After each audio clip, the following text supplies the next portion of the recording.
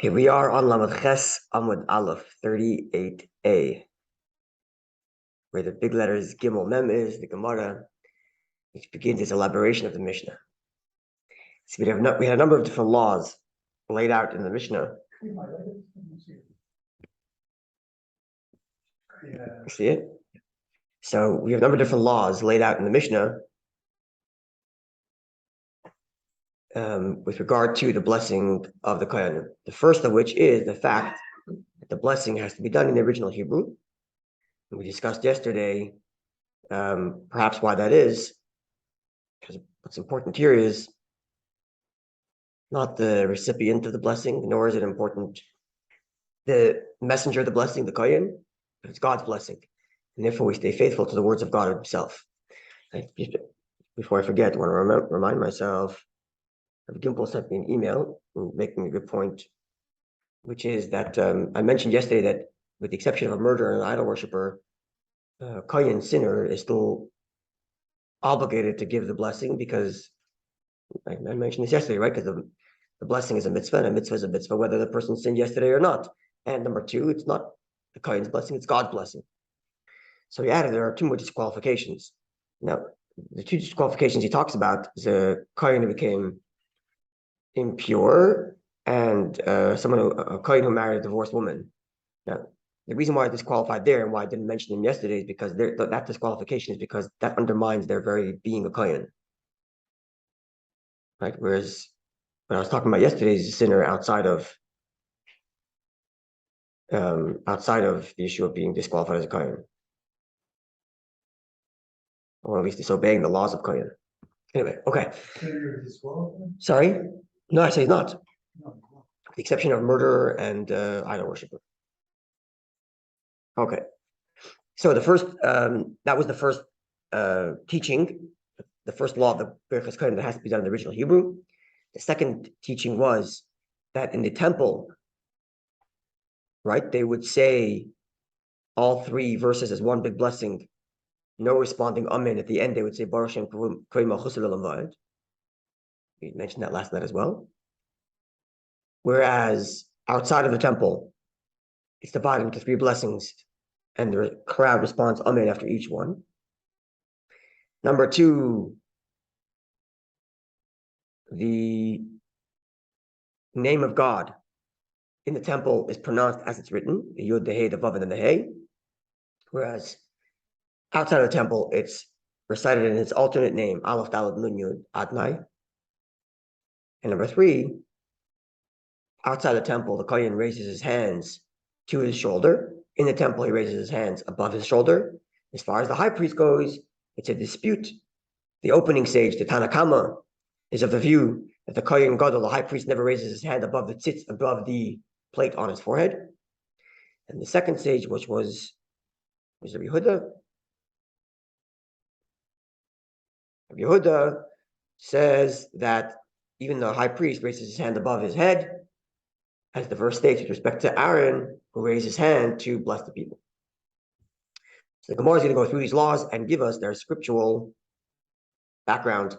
The Gemara is going to do so, as it often does, by citing two Braisa, Mishnaic age text that didn't make it to the final cut of the Mishnah, that are more elaborate than the Mishnah itself. Yeah, this is often what the Gemara does. And that's how the Gemara begins. Torah Rabbanan, our sages taught. There's a Braisa, Mishnaic era text. The verse reads, Koi Sevarchu, such shall you bless. This is the words of God, where God tells Moshe Rabbeinu, please relay the following message to your brother Aaron and his sons. Koi Sevarchu es b'nei Yisrael, such is how you shall bless the Jewish people. And then the next verse reads, Yivarach Hashem Mishmerecha, and so on. So the verse reads, like this you shall bless, indicating the Lashon HaKodesh, that it should be done in the Holy Tongue. The blessing should be delivered in the original Hebrew. Says the Mishnaic text, says the Braisa, Ata Omer b'Lashon HaKodesh, you're suggesting it must be said in the original holy language, in the original Hebrew. Oy einay ella b'chol lashon. Perhaps when it says, like this you shall bless, it doesn't mean like this in these words, but like this in this content. And it could be in any language. Yeah? Yeah, simple question. Says the Gemara, no. Nemar Khan, it says here with respect to the blessing, like this you shall bless. Nemar lahalon, and it says later, with respect to the blessings and the curses, these shall stand in the place of the blessing of the people. So again, we mentioned this yesterday, that the prototype for mitzvahs of verbalization that are to be done in the Hebrew language is the blessings and curses the Jewish people received at the mountains of Gerizim and Avel. Moshe Rabbeinu at the end of the Devarim commands the blessing and curse shall happen, and it plays out and happens in the time of Joshua. And then they do it in they give the blessing and curse in the original language of the Hebrew that Moshe Rabbeinu wrote in the Torah. So over there, the Torah says that it's in the original Hebrew, and there the Torah describes it as a bracha. So we derive by Gzeda Shava, by comparative analysis of the similarity in words or the similarity in message. Here's a blessing, and here's a blessing. So Malahalam B'Lashon Kodesh, just as it is with respect to the blessings and curses at Mount Gerizim and Avel. It's got to be in the original holy language, the original Hebrew, Afkan. So too here with respect to the blessing of the Koyanim, B'Lashon Kodesh has got to be in the holy language. When we bless you, why do you have to be Torah? Yeah. Why do I? Different story. For distraction, not to be distracted, and not to embarrass Koyanim is separate thing. They're not even look at the plans. Separate issue. Okay. Did Aaron wear a towel when you did them? Sorry? Did Aaron wear a towel when you did them? I don't know. Perhaps. I don't know. Maybe not. So maybe he was wearing the priesthood clothing. I actually imagine in the temple they did not wear talis when they did the blessing. Because they weren't doing it during prayer, they were doing it during the offering, right? So I don't imagine they were wearing a talis. Actually, they probably were not. They actually probably are not allowed to wear talis because you may not wear more than the garments required by the Torah to wear during the service. So you can't wear anything else. So they were decidedly not wearing a talis actually, and I presume the same thing with Aaron. Right? Okay. So point being that this sage, the original sage of this Mishnah, explains that the way we know from scripture that the blessing has been done in the original Hebrew is because this blessing, the blessing of the Kohen, is compared to the blessing of the blessing and curses. And just as the blessing and curses is in the original Hebrew, so to here it's in the original Hebrew. Rabbi Yehuda says, Ein no tzarech. You don't need to compare the blessing of the Kohen to the blessing and curses at the mountains in order to derive that it has to be done in the original Hebrew. But rather, the text of scripture itself commanding that the Kohen should bless the people, that verse itself indicates it should be done in the original language. How so? Indeed it says, Koi, like this you shall bless. Like this is a precise way of speaking, not you shall bless the Jewish people in such formulation. But like this. It's almost like saying, do this exactly. We learned this way back with the blessings and the curses of the Sotah. We're going through some of the text and saying very similar, like this. very similar, yeah. Yep. Ha'ela, like these. I don't remember. The verse says ha'ela, the these. Remember? We had a whole discussion. Ha'ela, the these. The these, yeah. Remember that? Yeah, that's right. Very good. So Rabbi Yehuda argues that you don't have to compare the Birchas Kohen, the blessing of the Kohen, to the blessing and curse of the mountains in order to derive that it has to be Lashon HaKodesh. Because the verse here, with respect to the blessing of the Kohen, says Kohen like this, indicating that it has to be written, has to be said in this language. That's the word this implies. End quote from this Mishnaic age text from this Brisa. Tanya Idach, we learned in a different Mishnaic text that also discusses the laws of the Birchas Kohen and the blessing of the Kohen, and also discusses this verb, this phrasing of the verse, Koi sevarchu, like this you shall bless. Koi sevarchu, like this you shall bless. Says this Mishnaic text, says this Brisa. Ba'amida, you got to be standing. The kohen has to be standing. Like this you shall bless, meaning standing. Ata omer ba'amida, you're suggesting that it means that you must be standing when you're giving the blessing. Oy eina ella b'yeshiva. Perhaps it means like this, sitting. No, because we're comparing it again to the blessings and the curses of the mountain. Nemar Khan, it says here with respect to the blessing of the kohen, like this you shall bless. And now and it says later with respect to the blessing and curse that Moshe Rabbeinu commanded Jewish people to give. At the mountain, it says there, Elayamdu levarech, these shall stand for the blessing. Just as over there, with respect to the blessing in reference to the blessing and the curse. Ba'amida, they have to be standing. Afkan, so to here with respect to the blessing of the kohen, ba'amida, it's going to be standing. Fair? Yeah, so two reasons to compare the blessing of the kohen to the blessing and curse of the mountain. One, with respect to the language that has to be in Hebrew. And number two, for standing. Is that a Gezerah Shava as well? Gezerah Shava as well, yeah.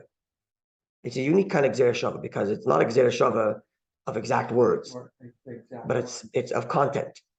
This is a blessing and this is a blessing, which there are a number of Gezerah Shavas like that. It's not the only time like that. So just as in the first Gezerah Shava, in comparing the blessing of the Kohen to the blessing and curses, that they have to be in Hebrew, Rabbi Yehuda rejects that by saying you don't need to compare it to anything else. But the text of the blessing itself indicates it has to be done in the original Hebrew because it says Kosevorch, like this you shall bless. So here too, Rabbi Nosson responds by saying, Ein tzarech. You don't need to compare the blessing of the Kohen to the blessing and curses to tell us that the blessing of the Kohen should be done while you're standing. Because the verse reads that Moshe Rabbeinu says, at that time, God separated the tribe of Levi to carry the ark of the covenant of God, to stand before God, to service, and to bless in his name. So describe the Levite obligations. L'sharsai, to serve him, Levarich b'shmaya, to bless in his name. So the verse, with respect to the Kohanic obligation, lumps blessing and service together. And therefore, many of the laws that apply to the service apply to the blessing as well. Ma mishare is just as a service in the temple. Ba'amida must be done when the Kohen is standing. The Kohen may not do any of the services in the temple while sitting. So too mevarich. The blessing, ba'amida, must be standing. Right? What's the Gemara's next question? And Gemara thinking, what's the next question? Well, how do you know that the service has to be done when you're standing? Right? You're saying that you have to stand when you're giving the blessing because the Torah lumps blessing together with the service. Well, who told you the service has to be done when you're standing? Mishara is guf minolan, and the service itself. And where do you know that you have to be standing? Because the verse reads a couple of verses earlier. Lamod l'sharis. The verse reads that God your Lord chose amongst all the tribes one tribe to stand in the service of God. And therefore, we know that the service has been done in standing, and so too the blessing in standing. Now, when did it ever change to you have to wear it all? Sorry? When did it change to you have to wear it all? When it became during prayer. You know what? Maybe perhaps like this. In the temple, in biblical times, they didn't wear the talus because in the temple you may not wear anything but your foregarments of the priest. But in biblical times, if you weren't living in Jerusalem, you were in the countryside, you probably would have worn your talus. Like the Mishnah said, you just wouldn't have raised your hand above your head, you would have raised your hand at your shoulders, just like you do it now. So maybe the talus goes back as far as that. Just not the same as a temple, that's all. Not yet. Not yet. Okay. Do you know something I don't know? No, I don't. I don't. Maybe it's going to come up. But I imagine also, I don't know that it's a requirement that the blessing has to be done with a talus. But because it's done during prayer and you're wearing your talus, so you're wearing your talus. I don't know that talus is required, although the custom is that even when people don't wear talus will put it on for the sake of Birchas Kohanim. I just finished learning the laws of Birchas Kohen with my cousin. I don't remember discussing that with him. But the Kohen, yeah, I don't remember that, discussing that. I don't know, we'll put a pin in it. Maybe it'll be a discussion Thursday night, 1 week. Okay, so that was our second Mishnaic text, very similar to the first one. When you say second Mishnah text, That we quoted since the Mishnah, second Brisa. Mishnaic age text. of the same Mishnah? It's not of the Mishnah. When it lists a Mishnah in the Gemara, Yeah, there's more than one version. it's a Brisa. For the Brisa. Yeah. And it's- So again, the Mishnah, Only one that's printed is. let's understand this. We've talked about this before, but let's review this again to understand the history, to understand what's happening. Before the Mishnah was written, before Yehuda Nasi, right? Yehuda Nasi lived somewhere within the century after the destruction of the Second Temple. Still lives in Israel, not in Jerusalem. Lives in Lod or in Yavne, north of Jerusalem, or Tveria, maybe even that far north, that region, north of Jerusalem, where the Romans allowed the Jewish people to live while they occupied Israel. So before Yehuda Nasi wrote the Mishnah, Torah was two parts: the written text of the Torah, the 5 books of Moses, and then the oral tradition. Right? The oral tradition, which is the extrapolative understanding and interpretation of the Torah based on what God verbally, orally communicated to Moshe Rabbeinu, without getting into the very details of how that works. But for generations, that's how it was transmitted, teacher to student. Now, students would compile notes of what they heard, not for official publication, but shorthand notes of what they learned. Yeah. Now, Rabbi Yehuda Nasi, to make a full, proper publication that would include the entirety or the majority of the halachic part of the oral tradition, took a bunch of these notes from a bunch of different students, edited them, compiled them, and made them into the Mishnah. Now, where are the rest of those notes? That's the Breita, and that's the Sefta. So when I say Mishnaic age text, it means someone else's notes who didn't make it to the Mishnah. Oh, okay. Following? And those notes could have been much more elaborate, and often are much more elaborate than the Mishnah. Because what the Mishnah did is, sorry? I thought I heard other Mishnah. No, Mishnaic age text. Mishnaic age text. Breita, Tosefta, compiled later by Rabbi or by others. Yeah, that's what Breisa is. Breisa means actually extraneous. Supplement. Yeah, like Breisa means like added on. Tosefta means added on. Something like that, yeah. So the Mishnah, Rabbi Yehuda Nasi made it his job to make it as concise as possible, and therefore the Mishnah will contain within it in dense form all of that which the Brisa has in more elaborate form, because he went through all those notes and made it more concise. So they're on equal footing in terms of authoritativeness? Not quite, Not quite. because it didn't go through the Brisa, the Tosefta didn't go through the editing of the Mishnah. It didn't get into the final. But the people speaking are of the same authority. Oh, for sure, yeah. The people being quoted in the Brisa, the people being quoted in the Mishnah are the same authority because they're the same generation. Sometimes they have competing Sometimes. versions of the same sage, saying one thing in one That's correct. text and. That's right. So someone's note said that Rabbi Yehuda said this, that Rabbi Lezer said Right. this, and someone else's note said Rabbi Lezer said that. So we got to reconcile that. And sometimes the Gemara will come to no real conciliation and say, this guy got the notes wrong. Shabashti, Mishabashti. The guy must have got the notes wrong. Must have missed a word. Because we can't reconcile this notes with these other notes, especially if it was edited by the Mishnah. Then you know Rabbi Yehuda Nasi did his research to make it exactly right. Okay, so we quoted already 2 Mishnaic age texts, 2 Brisas, that are very similar. One with respect to the Birchas Kohanim being in Hebrew, comparing it to the blessings and curses at the mountain, and then Rabbi Yehuda rejecting and saying, well, you don't need to compare it. The verse says, like this you shall bless. Like this means these words. Likewise, another Brisa which says we're going to compare the blessing of the Kohanim to the blessings and curses in that they both have to be standing. The verse explicitly states that the blessings and curses at the mountain have to be done when you're standing. And therefore compare that to our blessing of the Kohanim that has to be done standing. And Rabbi Nosson saying, you don't need to compare it to the blessing and curses. The Torah compares or lumps together the service of the Kohen in the temple and the blessing, And the service in the temple must be standing, as per a different verse. So too the blessing must be standing, considering that the Torah puts the two together. Clear? Tanya Idach. Now a third Mishnaic age text, which does a similar exercise. The verse reads, like this you shall bless. This is the verse with respect to the blessing of the Kohen. The Nesias Kapayim, that must be done with raising the hands. You're suggesting that the Kohen must raise his hands. Perhaps the blessing can be done without the Kohen raising his hands. Says the Gemara, no. Nemar Khan, it says here with respect to the commandment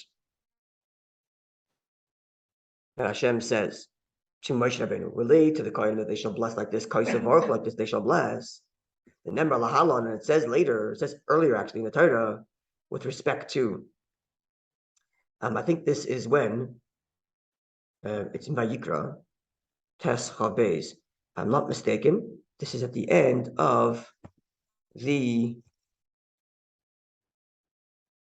it's at the end of when the temple, when the Mishkan, the temporary temple is inaugurated in the desert, Tes Chabez, and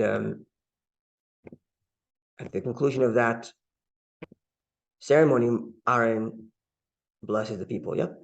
Shmini, Shmini. On the 8th day, yeah, this is the ceremony of, yeah, that's right.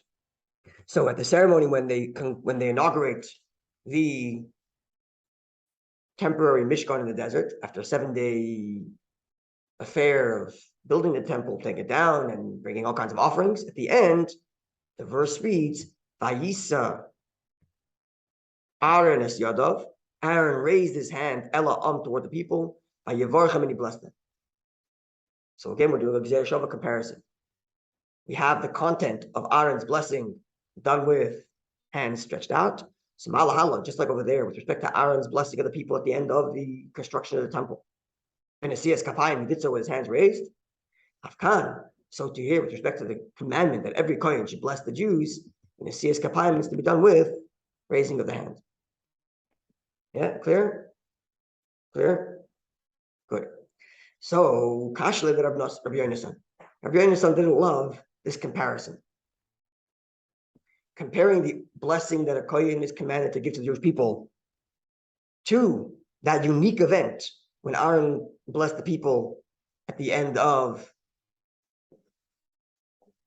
the inauguration.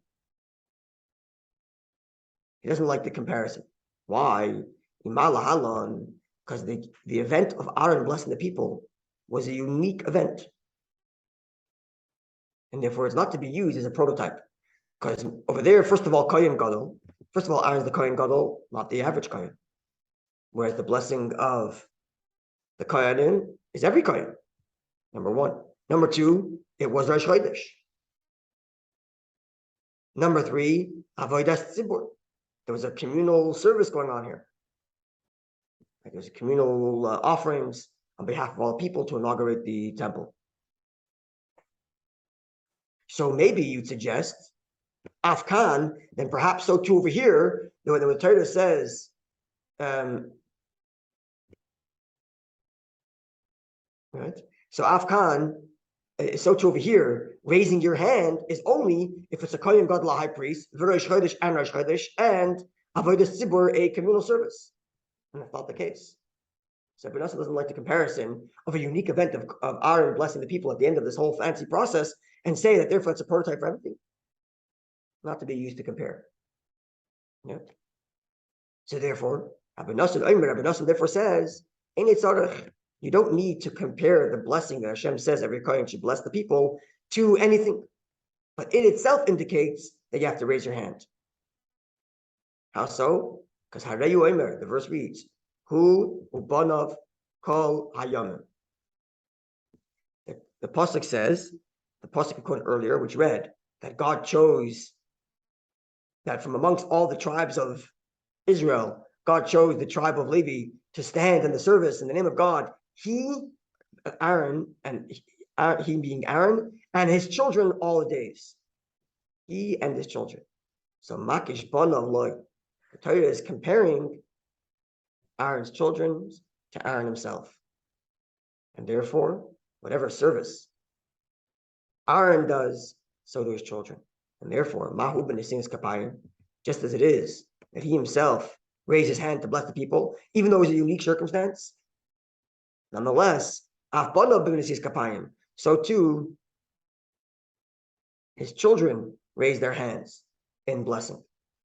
Even though it was a unique circumstance when Aaron raised his hands, but because the Torah says he and his children, comparing the two, so whatever happens to him passes over to his children. And the Ksiva in that verse same says, Kol hayomim, all the days, meaning to say, all the time. Sorry? Is that Rabbi Yochanan? Who was saying that you don't need a comparison? You don't need, Rabbi Yochanan said this, yeah. Yeah. So was he deriving it from a different comparison? No, okay, so that's a good point. That's a good point. No. So let me explain. Let me explain. There are two different principles being used here. The original principle to compare the blessing of the commandment to Aaron is like Gzeir Shava. Right. Gzeir Shava is when you have two different sets of laws that share a similar word, or in this case, share content, they teach each other something. So here's a blessing that Aaron's given to the people. Here's Hashem commanding the Kohanim to bless. So he raised his hand, he raised his hand. Now, when it comes to Gzeir Shava, you can reject it, as Rabbi Nosson is doing that, by saying that the source from which you are deriving the law is too unique to be a prototype for anything else. Right? Yeah. But here, he's using Rabbi Nosson uses a different principle, a principle called Hekesh. Hekesh, which means juxtaposition. This is not, he's comparing one set of laws to a different set of laws, but rather in one and the same text, the Torah itself juxtaposes two items, giving them similarity. Now, when that happens, you can't respond by saying that one is too great or too unique for the other, because they're not in different places, they're in one place. And the Torah specifically took the unique and the not unique and put them together to tell you, even though they're not unique, still keep them together. That's the point of Hekesh. Unlike his former arguments where he has direct text. That's right. So it wasn't Rabbi Yochanan, it was different people. This is Rabbi Yochanan, before it was Rabbi Nosson, and before it was Rabbi Huda. Not the same person. First is Rabbi Huda, then Rabbi Nosson, and now Rabbi Yochanan. Yeah, different people. But they're all making a very similar argument. In the previous cases, that's right. In the previous cases, direct text. The Torah says, like this. Well, actually, not really, because Rabbi Nosson also used the Hekesh. The Hekesh was that the Torah puts service and blessing together. And just like service is standing, so is blessing standing. So he's also using a Hekesh. Also in the same category. In the same verse. Actually, two different verses. But one verse puts blessing and service together. Another verse puts Aaron and his children together. Right? So in the fact that the Torah puts Aaron and his children together, you cannot respond by saying Aaron is too unique. That's the whole point of the juxtaposition. To tell you that even though Aaron's unique, you still compare him to his children. Right? And furthermore, Gemara continues, it says Kol hayomim. It says all the days, meaning the comparison of Aaron and his children should be all the time, not just Rosh Chodesh, which was the unique feature of when he raised his hands to bless. So it's not just then, but all the days you compare Aaron and his children. Furthermore, iskish bracha l'shedus, we have this other hekesh, the juxtaposition of blessing and serving.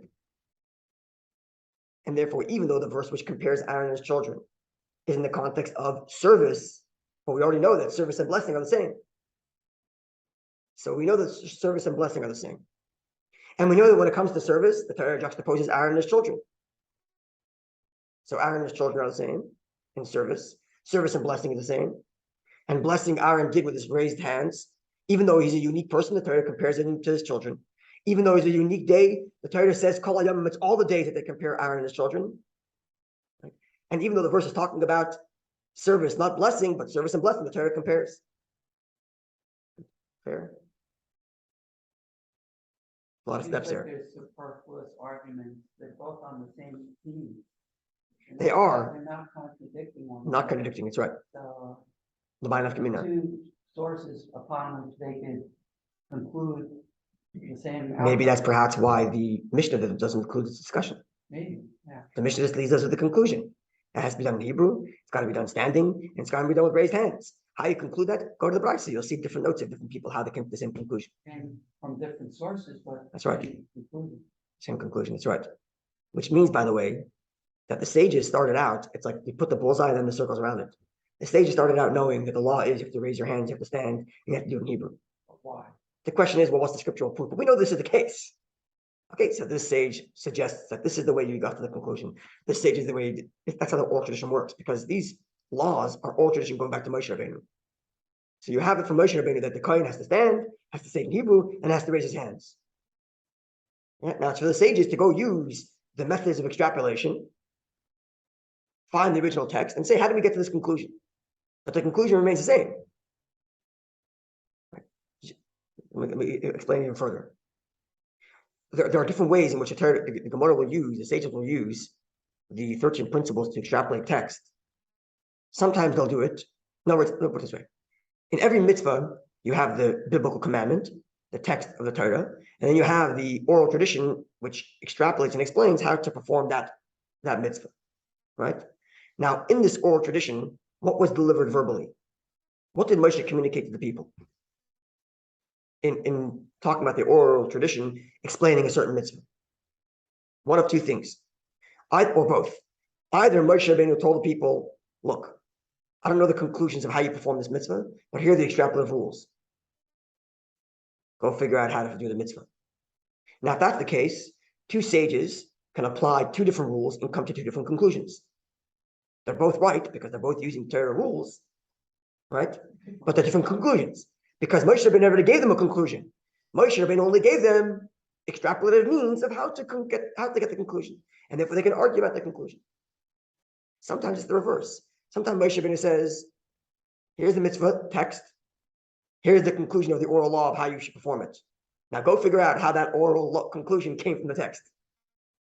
And then they'll use the various different extrapolated forms to come to the same conclusion, depending on what the oral tradition is, right? So in this case, it's clear that the oral tradition is stand, Hebrew, raise hands. How the oral tradition that goes back to Moshe Rabbeinu derives that from the text, you go figure it out. That's right. So sometimes it's reverse engineering, and sometimes this is all based on Rambam's introduction to his commentary to the Mishnah. Yeah. I thought he told that to the Sanhedrin. So first he told it to Aaron, then the Rambam. I very much recommend reading Rambam's introduction to the Mishnah. I very much recommend it. In the library, we have a booklet that's a translation in English of the Rambam's introduction to the Mishnah. And we also have an article published, an incredible book, which I'm starting to go through now, called Introduction to the Talmud. So they have their own introduction to the Talmud. They go through all the 13 principles, explain them. It's an incredible book. And in there, they include all kinds of introductions to the Mishnah in translation to English, and they include Rambam's introduction there as well. No, art scroll. Maybe the original booklet we have is translated by Arya Kaplan. Maybe, I don't know. But I know we have an original booklet that's just a translation of Rambam's introduction to the Mishnah. And we also have a book called Introduction to the Talmud by Art Scroll. And in there you can find the translation to Rambam's introduction to Mishnah, which I very much recommend reading, just to understand how the oral tradition works and how the Mishnah came about. Like everything I shared to you today about how the Mishnah works comes from there. And I very much recommend reading. You're talking when Moshe got the 10 Commandments, Yeah. came down, Yeah. and his father Yisrael Father-in-law, told yeah. him to do it. His father-in-law told him to do it. That's different. That's different. That's different. When Yisrael tells his father-in-law when Yisrael tells his son-in-law Moshe to set up a system that's talking about people who have questions and to him to respond to questions. No, I'm talking about the other one, where he elected leaders of tens. That's right. That's about answering questions people have. That's about answering questions people have. So as it goes down the line like that, can't something get misinterpreted? It's not that. That's not what's happening there. Over there, it is the people asking questions, and Moshe Rabbeinu was busy all day and night answering everybody's questions. To which Yisrael said, "That's way too much for you. Appoint other people who can answer simple questions. Delegate. And if they, no, not that I know of. It says Rambam there. It's, Introduction to Talmud and Midrash. By, H.L. Strack and Gunther Stenberger. if I'm not mistaken, it's a reform book, but it's also very good. I read it many years ago. I think so. Reformers? Think so. I think I remember reading it many years ago. Let me see the front of it again. Sorry. I think I read it many years ago. Someone gave it to my father as a gift. Yeah, I think I read it like a long time ago. Okay. 92, yeah. So someone gave it as a gift to my father and I read it. I'm pretty sure it's reform. I think it's that one, even though it's good. Like Gunther, I wouldn't trust him. If I'm not mistaken, he goes through like a little bio on each of the sages, right? I don't know. We read the I description. found Library Genesis where you can just Yeah. download. Anyway, so what I was saying, so that system that is made up was people asking questions. So he delegates other people to answer simple questions. And if you know the answer, then come to me. And for the difficult questions, to come to Moshe. So this is the other way around. Moshe Rabbeinu gets the information from God during the 40 days, Right. comes down, reviews it with his brother Aaron. Right. Then he reviews it together with Aaron and Aaron's sons. Then he reviews it again together with Aaron and his sons and the missing a stage, Yeshua, elders. I don't remember, but it was a whole system of review in that each group reviewed it 4 or 5 times. Rambam gives it a detailed description there as well. Have a look. Read the Rambam's introduction to the Mishnah. Very, very recommended reading. Sorry? Very, very important reading. Very understand, just to understand how Torah works. Okay. Yeah. Okay, so to recap what we have today, we had 3 Mishnah gauge texts discussing 3 different laws with respect to the law, the Birchas Kohen, the blessing of the Kohen. The first one is about saying in original Hebrew. The second one is about standing. And the third one is about raising the hands. All 3 everybody comes to the same conclusion. Each Mishnah has 2 options. Each law has 2 options of how you come to that conclusion. And in all 3 of them, option A is to compare it to somewhere else. And option B is to rely on the text itself about the Kohen themselves. So in the first instance, Hebrew, compare it to the blessings and curses at the mountain, or the verse says, blessed like this, meaning exactly like this text. Law number 2. No heckish there. No heckish there. It's Just the straight word text. says, just straight text. The second one, which was about standing, either compare it to the blessings and curses at the mountain where the Torah says to stand, or the Torah does a heckish. The Torah juxtaposes service and blessing. Service is standing, as per a verse elsewhere, so is blessing standing. Law number 3 about raising the hands, either compare it to Aaron blessing the people at the end of the 7-day inauguration of the temple, where there the Torah explicitly says, raise hand. So Gzeir Shava, here's a blessing, raised hands, here's a blessing. So raise your hands. Other option is Hekesh. The Torah compares and juxtaposes Aaron and his sons in perpetuity. Kol hayamim, all the time. So Aaron raises his hands, his children raise his hands. Rosh Chodesh, not Rosh Chodesh. Unique day, not unique day. Unique person, not unique person. Aaron and his children raise their hands. That's it. And service and blessing are the same. So even though the comparison of Aaron and his children are in the context of service, the service and blessing are the same. So the juxtaposition of Aaron and his children in the service carries over to blessing. And therefore, just as Aaron raises his hand in blessing, so do his children raise his hand in blessing. So they all come to the same conclusion, just a question of how. God willing, on Monday, we will get to the other laws. Actually, Monday, I won't be here. I'll pick up on Tuesday. I'm picking up my son from camp. He's in Ontario, outside of Toronto. I gotta go pick him up. So Tuesday morning, God willing, we will analyze the next laws in the Mishnah, which is the law of the difference between the temple and outside the temple with respect to pronouncing God's name and the other laws we discussed. Okay. When Aaron lifted up his hands to bless the people, let's say the people were conglomerating, so he puts his hands like this. Well, why not like this, like you do it? Why like that? Or like this, Yeah. But when he's looking at 2 million people, shouldn't he go like this? Otherwise, people would feel that, it's only what's in front of them. I don't know. I don't know the technicalities of where he was standing. Maybe he was standing on a platform. I don't know. Can't say. Unless he's standing high up. Something might have been a platform or something. I don't know. Okay, Eden. Have a wonderful day and a good Ner Shabbos. All right, thank you.